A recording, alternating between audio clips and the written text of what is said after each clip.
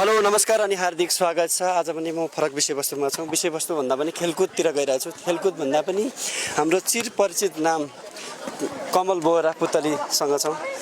स्वागत छ तपाईँलाई। नमस्कार। के छ सन्चै हुनुहुन्छ? सन्चै। सर्वप्रथम तपाईँ मिडियालाई एकदमै धन्यवाद दिन्छु। कस्तो हुनेवाला छ आज चाहिँ? एकदमै फाइनल जस्तै गेम हुनेवाला छ। कस्तो हुनेवाला छ? अब हेरौँ, अब गेम हो, हारजित भइहाल्छ। 100 ग्राम खेल्छौँ, 100 ग्राम जित्छौँ भन्ने हामी। अनि तपाईँको नाम त परिचित होइन, कमल पुतली भनेपछि तपाईँ त एकदमै चर्चामा आउनुभएको प्लेयर।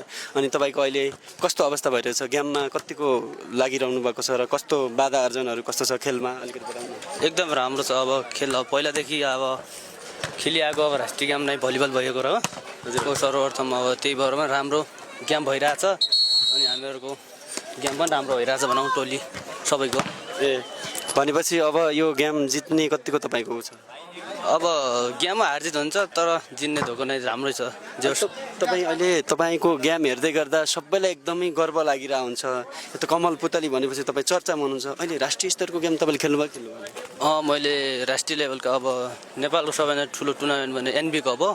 8औँ NB cup खेलिसकेँ। लगायत मैले अफिसियल गेमहरू लगभग 6-7वटा खेलिसकेँ मैले। भनेपछि तपाईँलाई भलिबलमा कस्तो देख्नु भएको छ?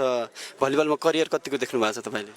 भलिबलमा करियर भन्ने पर्दा त अब खासै छैन भनौँ। हजुर। अब पहिलेदेखि खेल्दै आएको, अब केही नेपाल टिमबाट खेल्न पाएँ भने जस्तो भनेर अब लागिरहेछौँ। अब तपाईँको नेपालको टिमबाट खेल्न पाउन कतिको अब नेपाल टिममा अब छ, रेन्ज छ, जम छ, सबैले भन्नुभएको। कस्तो धन्यवाद छ। आज गेमको हामी पछि नै तपाईँसँग कुराकानी गर्नेछौँ। अहिलेको लागि सफलताको शुभकामना। ल, थ्याङ्क यू सो मच।